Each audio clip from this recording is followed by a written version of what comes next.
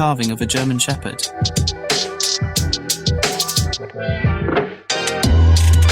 James Elliott is a wood sculptor from Glasgow and uses a chainsaw to create amazing works of art.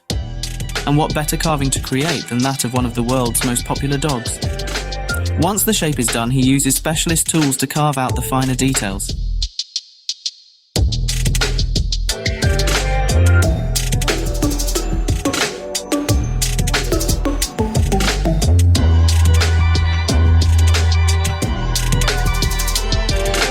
And to give it some colour, he singes the wood with his blowtorch.